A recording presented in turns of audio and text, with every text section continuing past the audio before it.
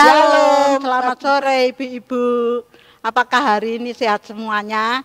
Mari kita akan mengadakan acara ibadah pada Komisi Wanita petang hari ini melalui Bibisa. Ibu-ibu yang kasih dalam Tuhan, sudah lama kita tidak berjumpa. Sudah lama kita merindukan persekutuan kita. Mari kita memuji dan membesarkan nama Tuhan, karena Tuhan adalah gunung batu kita.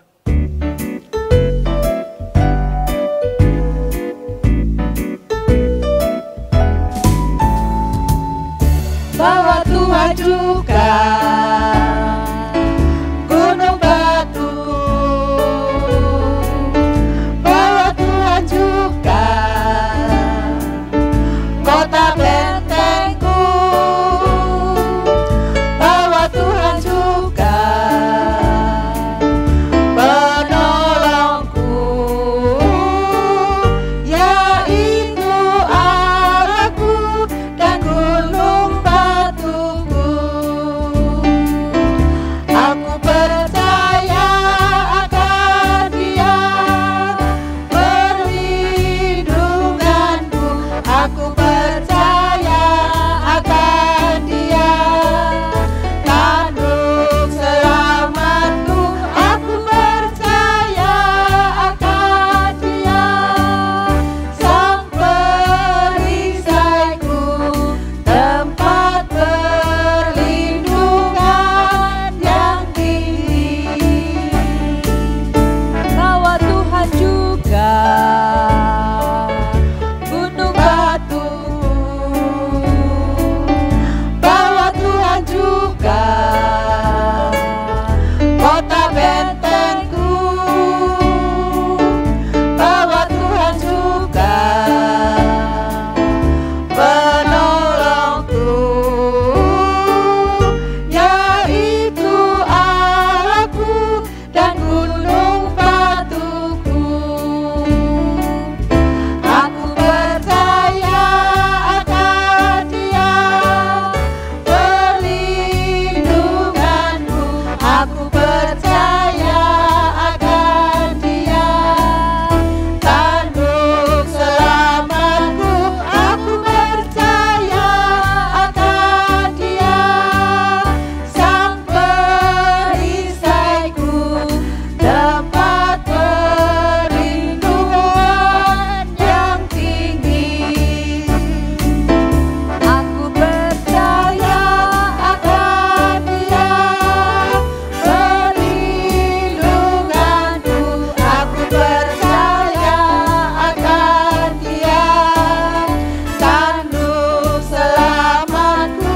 Aku percaya akan Dia, sang perisaiku, tempat perlindungan yang tinggi. Tempat perlindungan yang tinggi.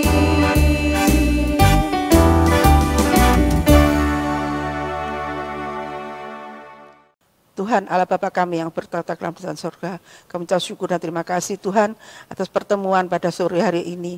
Tuhan, ini semua adalah kemurahan dan cinta-Mu kepada kami semua ya Bapa. Tuhan, marilah Engkau sendiri akan memimpin persekutuan ini dari awal sampai akhir. Biarlah Tuhan persekutuan ini boleh membantu kami untuk melepaskan rindu-rindu kami kepada ibu-ibu yang lain. Terima kasih Tuhan, kuatkan iman percaya kami. Terima kasih ya Bapa. Hanya dalam nama Tuhan kami Yesus Kristus kami ucap syukur dan terima kasih. Amin. Wanita idaman Tuhan Allah, siap, beriman, kuat, menjadi berkat. Marilah ibu-ibu kita menyanyikan Mores Komisi Wanita.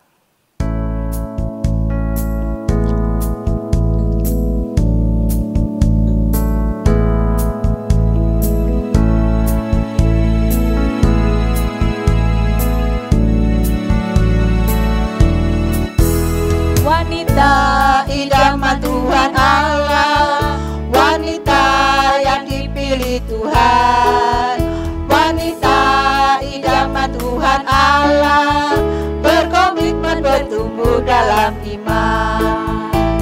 Walau akan mundur dalam iman. Ku akan menjadi saksi Yesus dimanapun kami ditempatkannya. Wanita idaman Tuhan Allah, wanita yang dipilih Tuhan, wanita idaman Tuhan Allah, berkomitmen bertumbuh dalam iman. Walau hidup penuh tantangan, ku tak akan mundur dalam iman. Ku akan menjadi saksi Yesus dimanapun kami ditempatkannya. Walau hidup penuh tantangan, ku tak akan mundur dalam iman. Ku akan menjadi saksi Yesus dimanapun kami ditempatkannya. Ku akan jadi saksi Yesus dimanapun kami ditempatkannya.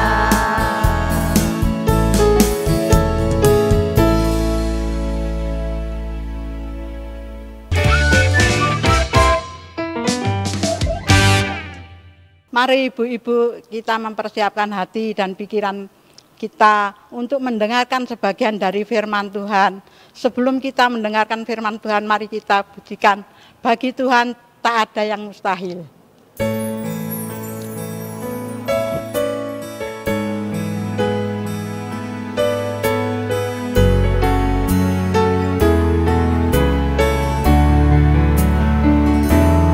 Ku yakin saat kau berfirman, ku menang saat kau bertindak. Hidupku hanya ditentukan oleh perkataanmu.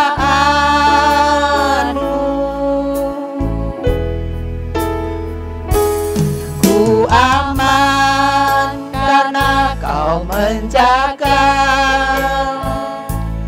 ku kuat karena kau menopang.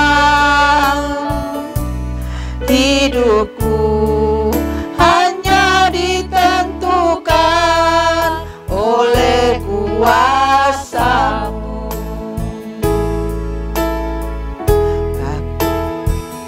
Bagi Tuhan tak ada yang mustahil. Bagi Tuhan tak ada yang tak mungkin. Mujizatnya disediakan bagiku, ku diangkat dan dipulihkannya.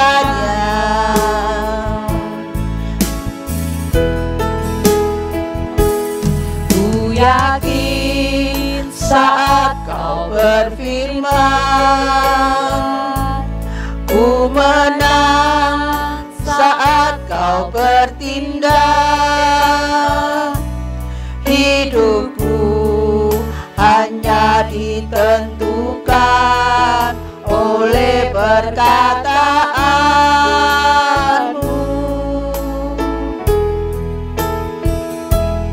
Ku aman karena kau menjaga, ku kuat karena kau menopang.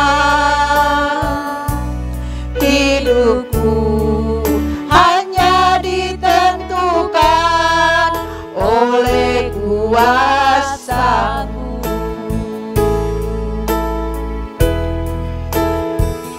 Bagi Tuhan tak ada yang mustahil. Bagi Tuhan tak ada yang tak mungkin. Mujizatnya disediakan bagiku, ku diangkat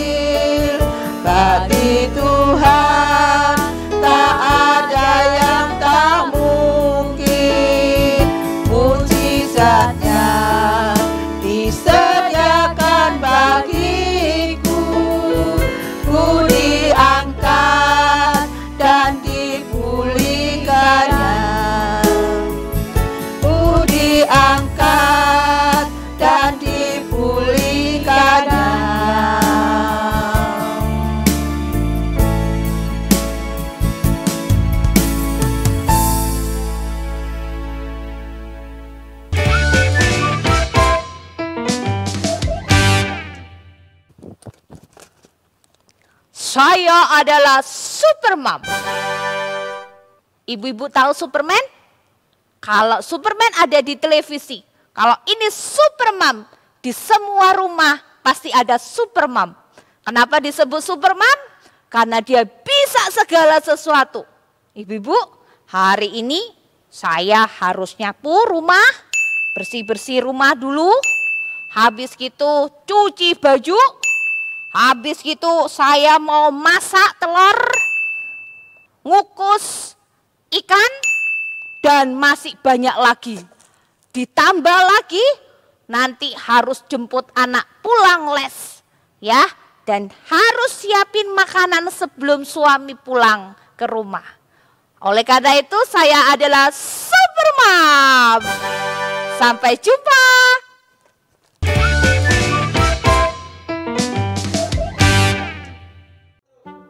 Mi, di mana kaos kakiku? Ya ampun, di lemariku, di lemarimu, di laci bagian bawah. Duh, di mana sih ini Mi? Gak ketemu.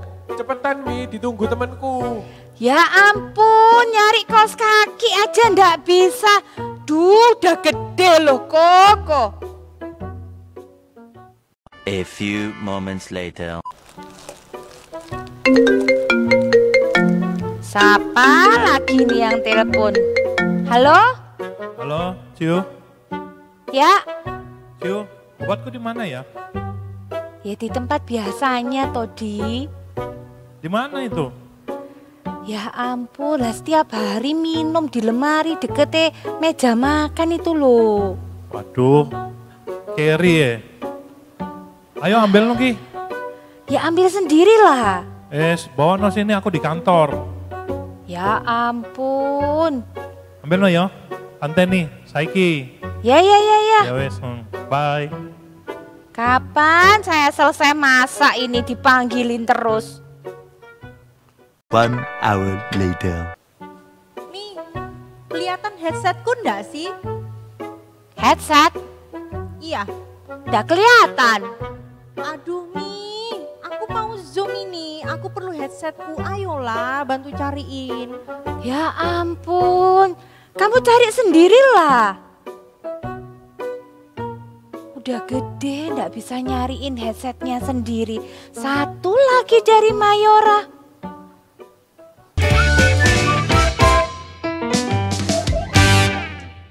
Halo, shalom ibu-ibu yang dikasih oleh Tuhan. Di dalam acara Bibisa pada sore hari ini, kita akan membahas sebuah tema yang berfungsi berlebihan. Nah, ibu-ibu yang dikasih Tuhan, tentu ibu pernah mengalami seperti ibu Supermom tadi. Yang penuh dengan kesibukan, melakukan banyak kegiatan, sehingga kita seakan-akan tidak punya waktu lagi untuk diri kita sendiri. Nah, ibu-ibu yang dikasih oleh Tuhan, di dalam acara Bibisa pada sore hari ini, kita akan belajar bersama-sama tentang hal ini, berfungsi secara berlebihan. Ibu-ibu, apa sih artinya berfungsi secara berlebihan itu? Berfungsi secara berlebihan itu artinya adalah ketika kita melakukan bagi orang lain apa yang mereka harusnya mampu kerjakan bagi dirinya sendiri. Ibu-ibu tadi lihat kan, Supermom itu membantu mengerjakan pekerjaan anaknya, mencarikan kaos kaki, mencarikan headset, mempersiapkan obat suaminya, dan banyak cara. Saudara yang dikasihi Tuhan, bukankah itu bisa dilakukan oleh mereka, yaitu keluarga itu sendiri? Itulah membuat kita, fungsi kita sebagai istri, sebagai seorang ibu, melakukan fungsi kita secara berlebihan, tidak pada mestinya. Ibu-ibu, fungsi yang berlebihan ini tidak membuat orang itu menjadi baik. Bahkan apa? Mereka akan bergantung terus kepada kita sebagai istri atau sebagai mama. Sedikit-sedikit cari istri, sedikit-sedikit cari mama. Padahal mereka bisa lakukan itu sendiri. Begitu juga berfungsi secara berlebihan tidak membuat keluarga kita, anak-anak kita, ataupun orang lain, rekan kerja kita menjadi orang yang dewasa. Kenapa? karena mereka tidak bertumbuh, mereka terus bergantung kepada diri kita. Ibu-ibu, kalau kita berfungsi secara berlebihan, mau tidak mau, itu akan menguras emosi kita. Kita lihat tadi Supermom, mulai mengeluh, mulai marah-marah. Nah ibu-ibu, kalau kita berfungsi secara berlebihan, mau tidak mau, emosi kita akan terganggu. Kita sering marah-marah, kita mengeluh, kita capek dan tidak diperhatikan orang, semakin kita banyak sekali yang membuat diri kita menjadi lelah. Dan bisa itu mempengaruhi kesehatan kita sendiri. Kita kelelahan, keletihan, kita sakit kepala, sakit pinggang, dan macam-macam lagi yang memberikan pengaruh yang buruk bagi kesehatan kita. Nah ibu-ibu yang dikasih Tuhan, menjadi seorang yang berfungsi secara berlebihan, kita katakan itu sebagai Supermom. Saudara, sebenarnya kesalahan tidak terletak kepada orang lain, tetapi kita sendiri yang menciptakan kondisi dan hal tersebut. Sehingga orang lain menjadi tidak berfungsi, tetapi kita semakin banyak fungsinya, kita semakin maksimal, kita kelebihan fungsi kita. Sedangkan orang lain, anak-anak kita, suami kita, rekan kerja kita, dan keluarga kita yang lain berfungsi semakin sedikit. Tetapi kita yang terlalu berlebihan. Nah ibu-ibu, itu yang kita ciptakan secara tidak sengaja.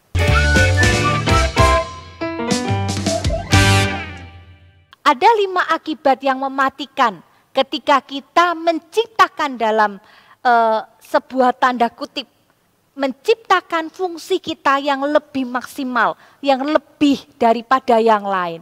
Maka yang pertama dikatakan kita mengembangbiakkan kemarahan. Ibu-ibu pernah cerita tentang Maria dan Marta di dalam Lukas pasal yang ke-10, diceritakan bahwa Maria itu duduk dekat kaki Tuhan. Tetapi Marta sibuk sekali mempersiapkan banyak hal di dalam menjamu akan Tuhan Yesus. Ketika waktu itu, ketika dia sibuk tetapi tidak ada yang memperhatikan dia, tidak ada yang menggubris akan kesibukannya, mulailah si Marta ini marah kepada Maria dengan cara yang tidak baik. Yaitu apa? Menegur Yesus, mengapa tidak menegur Maria? Nah ibu-ibu yang dikasih Tuhan, dengan kita berfungsi secara berlebihan, mau tidak mau, kita kadang-kadang kelelahan dan itu mengakibatkan seperti tadi saya katakan, mempengaruhi emosi kita. Kita sering marah-marah, kita tidak cocok dengan pekerjaan ini dan itu, cara anak-anak, cara suami, cara orang lain melakukan pekerjaan yang tidak sesuai dengan diri kita, maka kita bisa marah. Yang kedua ibu-ibu, kita melestarikan ketidakdewasaan seseorang. Ibu-ibu yang dikasih Tuhan, ingat ceritanya Musa. Di dalam kitab Bilangan itu menunjukkan bahwa ketika Musa menunggu dan membantu para orang-orang Israel yang menyelesaikan masalahnya satu persatu. Ibu-ibu yang dikasih Tuhan, dikatakan firman Tuhan itu dari pagi sampai sore, sampai tengah malam bahkan si Musa ini tetap duduk di situ untuk menyelesaikan satu persatu permasalahan orang-orang Israel. Ibu-ibu, Yitro mertua dari Musa menegur Musa. Kenapa?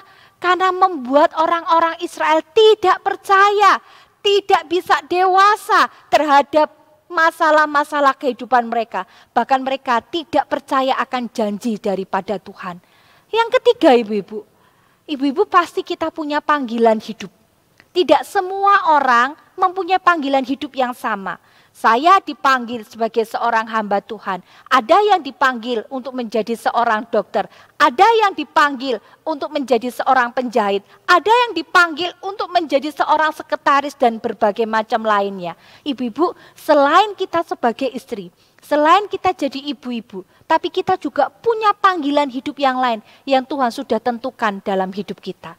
Nah ibu-ibu, kalau kita sibuk, begitu sibuk sampai fungsi kita berlebihan, maka panggilan Tuhan di dalam hidup kita akan terbengkalai sehingga kita tidak menggubrisnya. Yang kita sibukkan adalah urusan-urusan yang ada di dalam rumah kita, yang semestinya orang lain pun bisa melakukannya. Yang keempat ibu-ibu, kita akan mengikis kehidupan rohani kita. Tentu ibu-ibu, kalau kita diajak baca Alkitab, kalau kita diajak untuk ikut komsel, kalau kita diajak untuk ikut persekutuan ini dan sebagainya.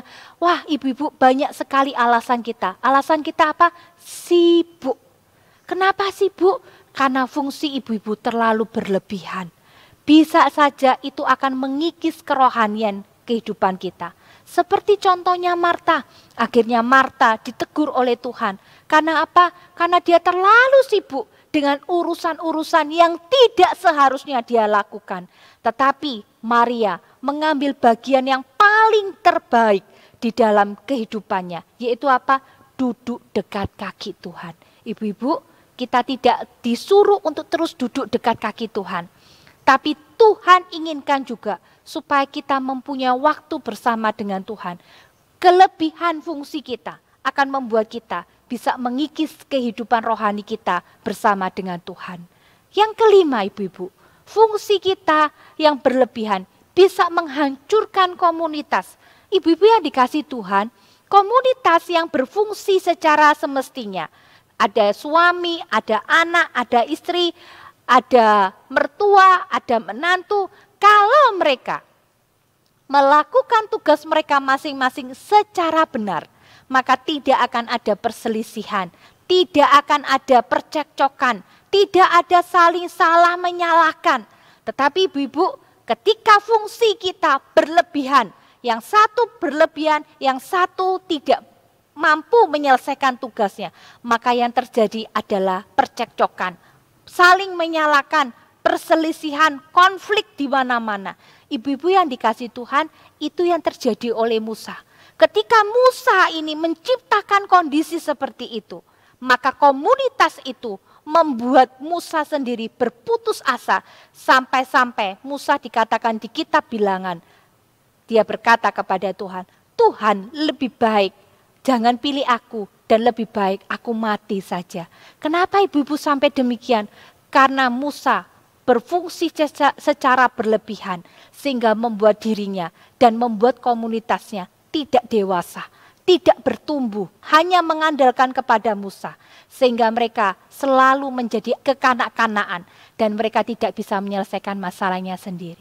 Ibu-ibu, 5 hal ini adalah hal yang mematikan kalau kita terus melakukan fungsi kita secara berlebihan.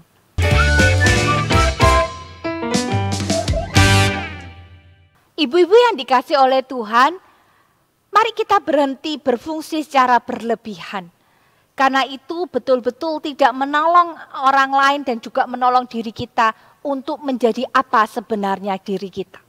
Oleh karena itu kita harus berhenti dengan kita melakukan 5 fase, ya. Sebenarnya 4 fase tetapi ada 1 fase yang harus kita lakukan. Nah, ibu-ibu yang dikasih Tuhan, fase yang pertama, tahap yang pertama yaitu mengakui. Mengakui apa? Mengakui bahwa Anda berfungsi secara berlebihan. Ada ibu-ibu yang lain senang berfungsi secara berlebihan, tetapi juga berdampak tidak baik bagi keluarganya. Berkeluh kesah karena sakit pinggangnya dan banyak sekali cara yang lainnya. Tetapi ibu-ibu, kalau kita sadari itu, maka kita bisa mengakui bahwa sebenarnya saya melakukan fungsi yang secara berlebihan. Ibu-ibu mau tahu bagaimana kita bisa tahu kalau kita melakukan fungsi secara berlebihan?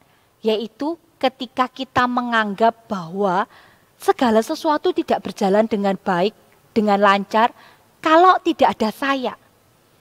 Contoh ibu-ibu, ketika kita pergi, lalu kita mikirin di rumah, waduh, saya ini ninggalin anak-anak, apa anak-anak nanti bisa kunci pintu? Apakah nanti anak-anak bisa tetap makan pada waktunya? Apakah nanti anak-anak tidak les? Dan sebagainya. Dan kita menganggap kalau kita ada di rumah, maka semuanya akan beres. Nah, ibu-ibu, itu artinya ibu-ibu sedang berfungsi secara berlebihan. Ibu-ibu, kita harus mengakui kalau kita selalu menganggap kalau saya ada di rumah, kalau saya ada di satu tempat, maka semuanya akan lancar dan semuanya beres. Maka ibu-ibu sedang berfungsi secara berlebihan. Fase yang kedua, tahap yang kedua yang harus kita lakukan, yaitu melepaskan gempa bumi. Ibu-ibu yang dikasih Tuhan, kalimat ini indah ibu-ibu. Kenapa? Tidak ada orang yang berani atau tidak ada orang yang senang dengan gempa bumi tentunya.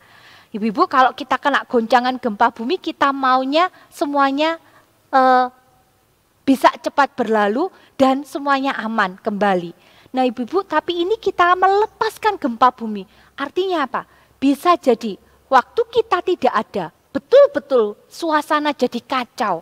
Anak-anak tidak les, anak-anak belum makan, anak-anak belum mandi, suami pulang belum beres semuanya. Bisa terjadi seperti itu. Tetapi ibu-ibu, mari kita tetap melepaskan gempa bumi itu. Kenapa? Dengan begitu orang-orang yang ada di sekitar kita, keluarga kita, mengetahui apa yang bisa kita lakukan dan apa yang seharusnya mereka lakukan. Sehingga mereka tidak terus bergantung kepada kita.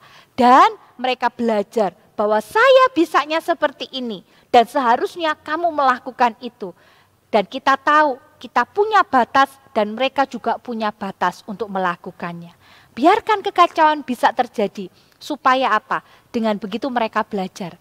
Nah ibu-ibu, bisa saja kekacauan yang terjadi itu bersiap-siap. Kita harus siap-siap menghadapinya. Siap-siap apa? Bisa saja orang-orang pada ngomel. Sudahlah, jangan pergi. Kamu tetap melakukan ini dan sebagainya. Waduh, banyak pikiran, banyak ocehan, banyak komplain yang masuk kepada kita. Supaya apa? Supaya semuanya kembali normal dengan cara kita berfungsi secara berlebihan. Ibu-ibu, kita harus berani dan siap untuk menghadapi kekacauan ini. Kita tidak boleh mengikuti kembali apa komplainan-komplainan orang, keluhan-keluhan orang yang membuat akhirnya kita kembali kepada fungsi yang berlebihan itu tadi. Kita tahu kita punya 5 akibat yang mematikan ketika kita berfungsi secara berlebihan. Ibu-ibu, oleh karena itu kita harus tetap teguh berdiri. Bukan berarti kita keras kepala, bukan berarti hati kita keras sehingga kita tidak mau membantu mereka. Bukan, tetapi kita punya tujuan agar keluarga kita juga berfungsi. Saya berfungsi, Anda berfungsi, semuanya berfungsi dengan baik. Maka kita bisa melestarikan, membuat segala keadaan di keluarga kita menjadi lebih baik. Dan mereka semakin bertumbuh secara dewasa, bahkan mereka bisa hidup tanpa harus bergantung dengan diri kita. Ibu-ibu, dan yang terakhir, yang kelima, yang harus kita lakukan, belajarlah berserah kepada Tuhan. Bisa jadi semuanya itu kacau seperti yang tadi saya katakan. Tapi ingatlah ibu-ibu, ketika kita membiarkan, seperti contohnya kita membiarkan anak-anak kita pergi ke luar kota. Mungkin kita kepikiran, aduh nanti gimana, nanti dia bisa enggak pulang, nanti dia makan tidak tepat waktunya, apakah nanti dia tidak lupa les, atau dia lupa bangun kalau pagi hari, wah macam-macam. Saudara yang dikasih oleh Tuhan, itu membuat kita khawatir. Oleh karena itu belajarlah berserah kepada Tuhan. Bisa saja proses itu terjadi kepada keluarga kita. Tetapi itu membuat mereka menjadi dewasa. Dan kita belajar menyerahkan itu kepada Tuhan. Karena Tuhan akan menolong kita sehingga mereka menjadi anak-anak, keluarga kita berfungsi secara maksimal seperti kita lakukan. Ibu-ibu yang dikasih Tuhan, ketika kita bersedia berhenti menjalankan fungsi berlebihan, ini adalah kesempatan yang baik untuk orang lain, untuk keluarga kita menjadi orang yang dewasa. Tidak selalu bergantung kepada kita. Jika suatu waktu nanti kita tidak ada bersama dengan mereka, ibu-ibu mereka tetap bisa berjalan, berfungsi sebagaimana adanya. Yang kedua, ibu-ibu, ketika kita berhenti berfungsi secara berlebihan, itu bukanlah keputusan yang salah. Kenapa? Karena orang lain akan memproses itu semuanya. Mereka akan belajar dan belajar. Kita perlu bersabar, menunggu dan berserah kepada Allah sampai kita melihat keindahan dari semua yang kita lakukan. Mereka akan berkata, oh tanpa Supermam kami bisa. Tanpa Supermam kami bisa melakukan fungsi kami. Dan mereka akan berkata, terima kasih Mami, terima kasih Ibu. Kenapa engkau mengajar saya untuk dewasa. Dan yang terakhir ibu-ibu, berfungsi secara berlebihan. Dan ketika kita berhenti melakukannya itu adalah bentuk kasih kita kepada mereka. Dengan cara apa? Kita belajar memilah-milah. Mana yang seharusnya saya lakukan dan mana yang seharusnya kamu lakukan. Sehingga sekali lagi kita berjalan sesuai dengan fungsi kita masing-masing dan kita bisa melakukan panggilan hidup kita bisa melakukan apa yang Tuhan inginkan kepada setiap orang, tidak bergantung kepada kita, tidak ditumpukan kepada satu orang, dan kita akan melakukan itu bersama-sama. Ibu-ibu yang dikasih Tuhan, Bibisa hari ini mengajarkan kepada kita sekalian, mari jangan jadi ibu yang supermam ya. Supermam itu bagus, belum tentu ibu-ibu. Supermam itu bagus kalau bisa mengatur seluruh keluarga berfungsi dengan baik. Nah, oleh karena itu ibu-ibu, mari kita melakukan fungsi kita sebagaimana seharusnya dan mengajar akan keluarga kita dan orang lain berfungsi sebagaimana seharusnya. Sehingga kita berfungsi sebagaimana dan seperti yang Tuhan inginkan. Mari kita akan berdoa. Tuhan, terima kasih karena Tuhan memberikan kami fungsi pada diri kami masing-masing. Pakai kami dan tolong kami supaya kami melakukan fungsi kami seharusnya dan sebagaimana semestinya. Supaya kami tidak berlebihan ketika kami berfungsi sehingga kami tidak mengajarkan kepada keluarga, anak-anak, suami, kepada keluarga kami yang lain dengan tidak menjadi dewasa, tapi mereka menjadi kanak-kanak. Tuhan tolong kami untuk menjadi seorang ibu yang bijaksana di dalam hal ini. Dan kami boleh menolong akan orang lain untuk berfungsi sebagaimana seharusnya panggilan Tuhan dalam hidup mereka. Tuhan Yesus, terima kasih untuk sore hari ini. Kiranya Tuhan akan menolong, memberkati setiap ibu-ibu yang sudah mendengarkan dimanapun mereka berada. Jikalau mereka ada yang sakit, Tuhan tolong sembuhkan. Jikalau mereka punya masalah, beban hidup yang berat, Tuhan bantu untuk mereka menyelesaikan satu persatu permasalahan mereka. Dan Tuhan memberkati kami. Berkati pada masa pandemi ini supaya kami terus menjaga kesehatan kami. Tuhan peliharakan kami sehingga satu waktu nanti kami bisa berjumpa kembali di dalam persekutuan Komisi Wanita yang akan datang. Terpujilah nama Tuhan. Di dalam nama Tuhan Yesus Kristus kami sudah berdoa. Amin. Terima kasih ibu-ibu yang dikasih Tuhan yang sudah mendengarkan Bibisa. Dan kita akan berjumpa di 1 bulan yang akan datang. Tuhan memberkati.